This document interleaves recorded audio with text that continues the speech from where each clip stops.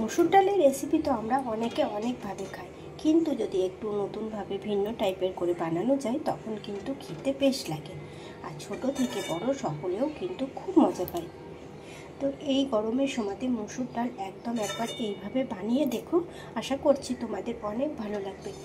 একটা রেসিপি দিয়ে ভাত বলো, রুটি বলো, পরোটা বলো, যে কোনো কিছু তোমরা খেয়ে নিতে পারবে। আর এটা খেতেও খুব ভালো হয়, ছোটরাও কিন্তু খুব সহজে খেয়ে নেয়। তো প্রথম থেকে শেষ পর্যন্ত তোমরা ভিডিওটা দেখবে, তাহলে বুঝতে পারবে যে রেসিপিটা আমি কিভাবে বানিয়েছি।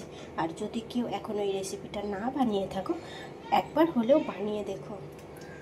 একবার নয়, তখন কিন্তু বারবার এটা বানাতে ইচ্ছে করবে। খেতে কিন্তু খুব ভালো লাগে, সেই জন্য বলছি একবার বানিয়ে দেখো।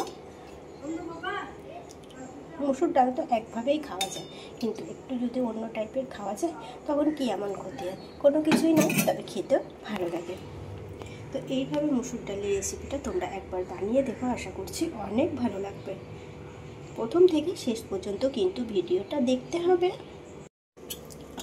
আবারও নিয়ে চলে এসেছি ডালের সাথে এক রেসিপি, তোমাদের আশা করছি অনেক ভালো লাগবে। প্রথম থেকে শেষ পর্যন্ত তোমরা ভিডিওটা দেখবে। এখানে নিয়ে নিয়েছি মসুর ডাল আর হচ্ছে আলু, এটাকে আমি খুব ভালোভাবে সেদ্ধ করে নিয়েছি। আর সাথে দিয়ে নিয়েছিলাম অল্প একটু লবণ।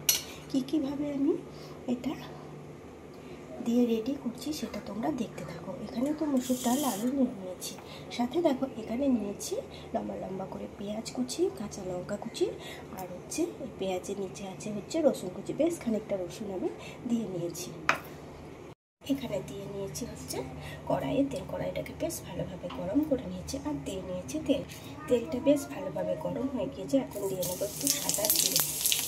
সাদা জিরেটা ভালোভাবে গরম ভাজা হয়ে গেছে, বুঝতে পারছি। দিয়ে দিলাম শুকনো লঙ্কা একটা, শুকনো লঙ্কাটাও ভালোভাবে ভাজা হয়ে গেছে।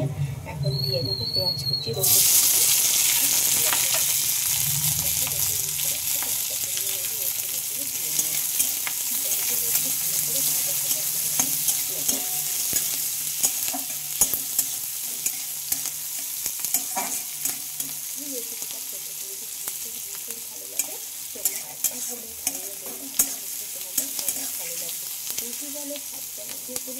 এই একটা রেসিপি থাকলে তোমাদের খাওয়া হয়ে যায়।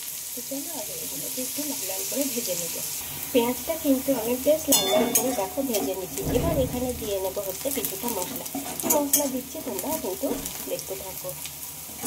দেখো এরকম করে পেঁয়াজটাকে ভেজে নিতে হবে। পেঁয়াজ রসুন খুব ভালোভাবে ভাজা হয়ে গেছে, খুব ভালোভাবে ভাজা হয়ে গেছে। এখন দিয়ে নেবো এখানে অল্প একটু আদা আর জিরে বাটা। এখানে আমি আর কোনো মশলা দেবো না, আদা জিরে বাটাটা দিয়ে নেবো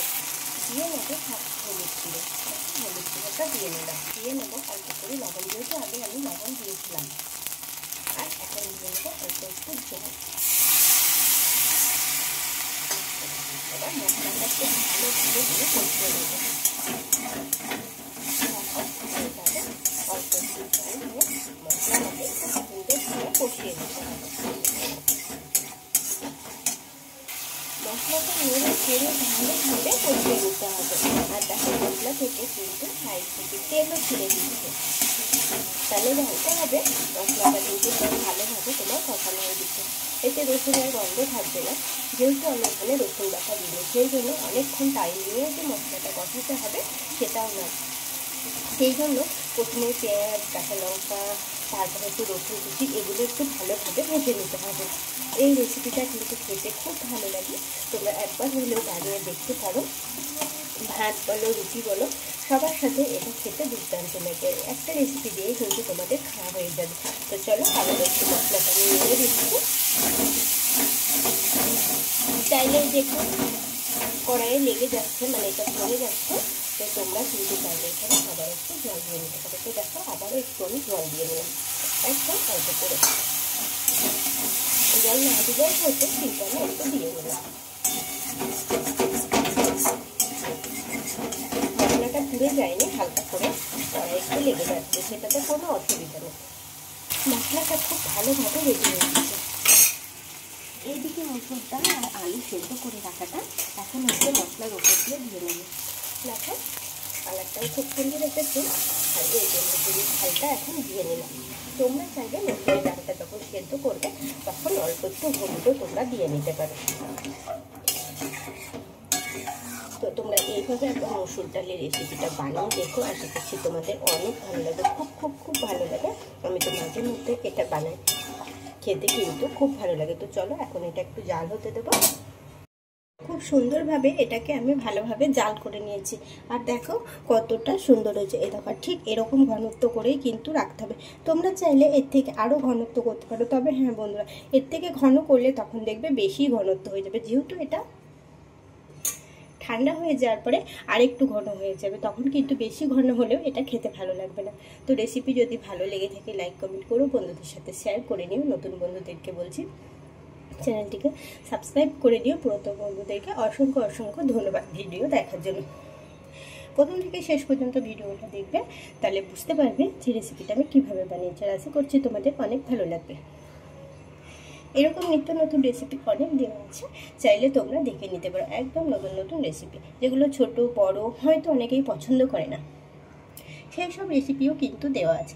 বাচ্চাদের তো রেসিপি দেওয়া আছে অনেক রকম, যেগুলো বাচ্চারা পছন্দ করে না, কিন্তু সেই সব রেসিপিগুলো যদি তোমরা বানিয়ে দাও তখন কিন্তু খুব সহজেই খেয়ে নেবে।